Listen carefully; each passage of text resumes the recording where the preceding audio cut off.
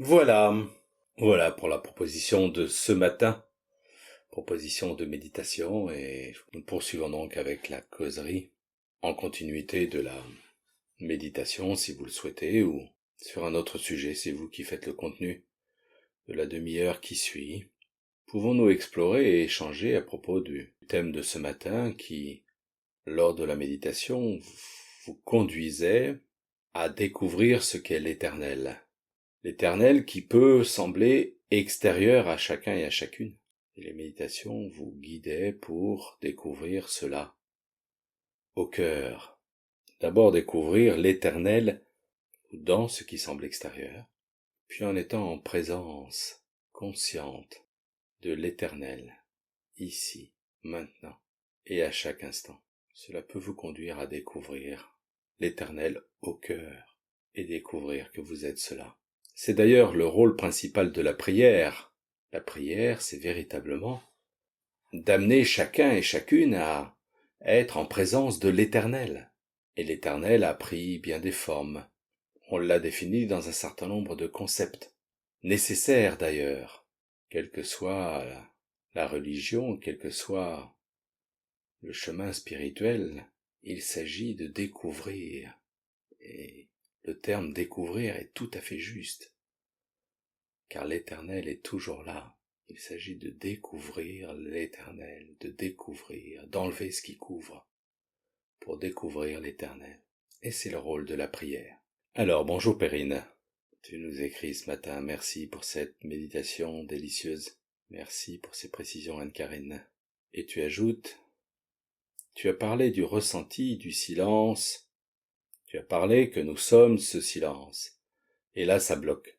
Même si je vois bien que c'est partout tout le temps, je ne vois pas que je suis cela. Il y a une résistance à accepter ça. L'affirmation que l'on est ce silence est simplement une indication. Les mots renseignent dans une certaine direction, montrent une certaine direction. Mais les mots ne peuvent pas vous amener à réaliser cela. Il n'y a que le silence lui-même qui vous enseigne cela. Les mots renseignent, et c'est le silence qui enseigne. Et cet enseignement est au-delà de toute compréhension, au-delà de la compréhension intellectuelle, car comment ce qui est passager, comment ce qui est temporel, comment ce qui est défini, pourrait-il saisir l'infini, l'éternel? Comment quelque chose qui est né à un moment donné et qui va s'éteindre à un autre moment donné, et aura vécu entre ces deux points, entre ces deux événements, comment ce qui est défini pourrait-il comprendre, saisir ce qui est infini? Alors, c'est vrai que on en fait un certain nombre de concepts de ce qui était avant et de ce qui est après. Les différentes vies, vie passée ou vie future, le paradis. Ce qui est défini, ce qui est temporel, ne peut pas appréhender, saisir, réaliser ce qui est intemporel. L'ordinaire ne peut pas saisir l'extraordinaire. Et c'est normal donc qu'il y ait une forme de résistance parce qu'il y a incompréhension. Ça ne peut pas être saisi. Il n'y a que l'éternel qui peut réaliser l'éternel. Et donc, sur ce chemin, il est tout à fait possible, intellectuellement, de saisir qu'il y a quelque chose d'éternel. Le silence. Le silence était là avant nous, est là et sera là après nous. Et donc, dans cette exploration, où on cherche à s'approcher de plus en plus du silence, non pas qu'on en soit éloigné, mais simplement parce que, dans une pensée qui a été crue à un moment donné, on se sent séparé, on se sent distinct, alors qu'en réalité, on a toujours été, on est, et on sera toujours ce qui est éternel. Et c'est parce que l'on est cela que l'on peut à un moment donné réaliser cela. On peut se reconnaître, se connaître à nouveau comme étant cette éternité, comme étant l'éternité. C'est parce que l'on est cela qu'il est possible de se rencontrer. de se retrouver au centre et de réaliser que l'on a été, que l'on est, que l'on sera toujours cela. Il n'y a que l'éternel qui peut se rencontrer. Le temporel ne peut et ne pourra jamais rencontrer l'éternel.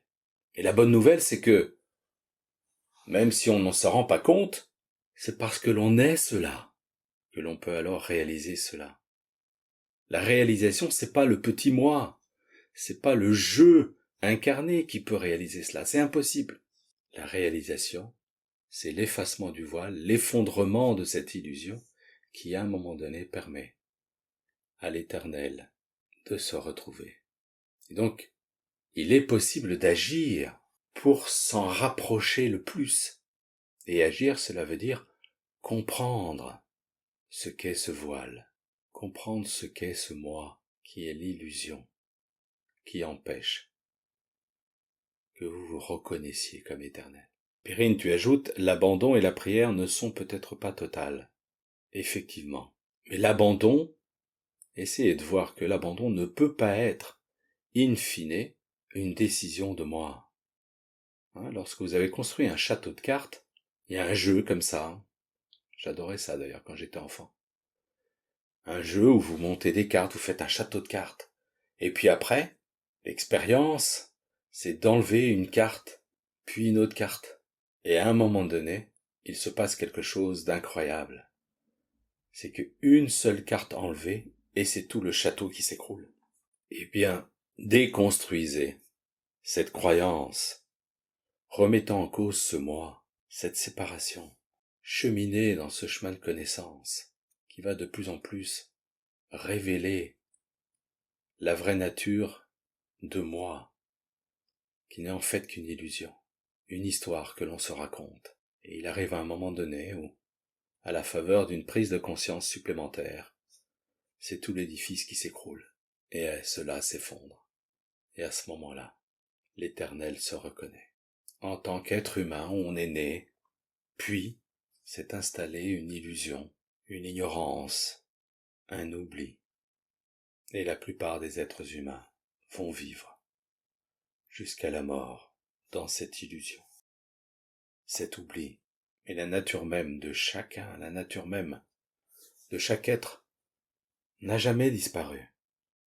Chacun retournera à ce qu'il a toujours été, le silence, l'éternel. Il ne peut en être autrement. Chacun, chacune retourne à l'éternel. Il ne peut en être autrement, car l'illusion qui s'est installée s'évanouira avec la mort du corps, inévitablement. Cette illusion s'effondrera, quoi qu'il arrive, et vous retournerez à l'éternel, au silence. Et si les yeux s'ouvrent, avant que s'éteigne la lumière, alors goûtez la grâce de la réalisation, avant que ne meure le corps. L'éternel se réalise.